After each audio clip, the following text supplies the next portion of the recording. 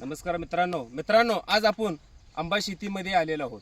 तर मित्रांनो, आज आपण बार्शी पांगरी साईटला सुधीर शिंदे ह्या डॉक्टर साहेबांच्या बागेमध्ये आलेलो आहोत. मित्रांनो, आल्यानंतर आपण यांच्या मळ्यामध्ये पाहणी केली. सर्व फळबागांची लागण आहे. तर मित्रांनो, विरळणी नेमकी आपण जी करतो ती शेतकऱ्यांना कशी वाटते आणि सरांना काय वाटले हे आपण सरांकडूनच जाणून घेऊया. नमस्कार, मी डॉक्टर सुधीर शिंदे, तालुका बार्शी, मुक्काम कांगरी. मला शेतीची खूप आवड असल्यामुळं मी रानावरती माझ्याकडं सगळ्या प्रकारची झाडं आहेत. 14 एकर आंबा आहे, त्यात 4100 साधारण झाडांची लागण झाली. जांभळ आहे, डाळिंब आहे.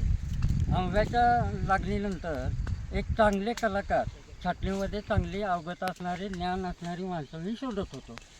मी तोगेंकडून किरण तोगे यांच्या संपर्कात मला ही कंपनी सावंत कंपनी मिळाली आणि त्यांच्या मार्गदर्शनाखाली छाटणी करत असताना त्यांनी दिलेलं ज्ञान, छाटणी कशी केली पाहिजे, काय केली पाहिजे, कुठली फांदी ठेवली पाहिजे, कुठली काढली पाहिजे, झाडावरती सूर्यप्रकाश कशा प्रकारे आला पाहिजे, जेणेकरून झाडाला कुठल्याच प्रकारचा संसर्ग होणार नाही, जंतूचा, घुरीचा, बुरशीचा, हे सगळं ज्ञान अवगत केलं त्यांनी आणि छाटणी अत्यंत सुंदर केलेली आहे. नमस्कार मित्रांनो, अजून आपण ह्या सरांच्या बागेमध्ये येऊन आपण छाटणी विरळणी चालू केलेली आहे.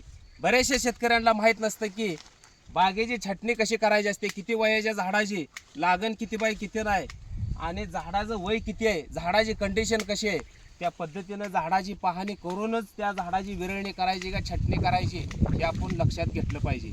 मित्रांनो, अशा बऱ्याचशा चुकीच्या छाटण्या शेतकऱ्यांच्या होत आहेत. त्यातनं भरपूरसं नुकसान ही शेतकऱ्यांचं होत असतं. मित्रांनो, 60-70% छाटणीवर अवलंबून असतं की झाडाला फळ पुढच्या वर्षी कशा पद्धतीने घ्यायचं, जर बाग फेल का जाते, असे बरेच कारणं असू शकतात.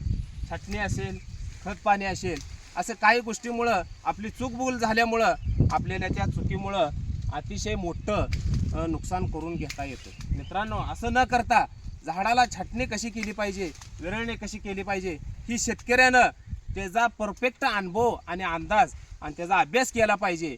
आणि नेमकी छाटणी परफेक्ट ही कोण करतं ह्याचा सुद्धा अभ्यास पाहिजे. या झाडाचं वय 3 वर्ष पूर्ण आहे. मित्रांनो, ह्या झाडाची आपण विरळणी केलेली आहे.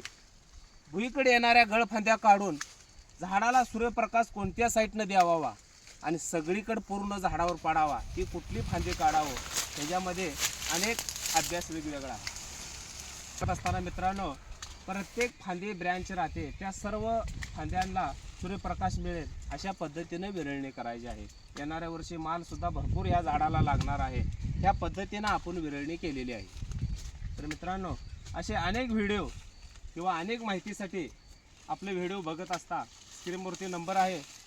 काही छाटणीविषयी किंवा इतर काही माहितीसाठी सुद्धा स्क्रीनवरती नंबर दिलेला आहे, त्या नंबरवरती कॉल करू शकता.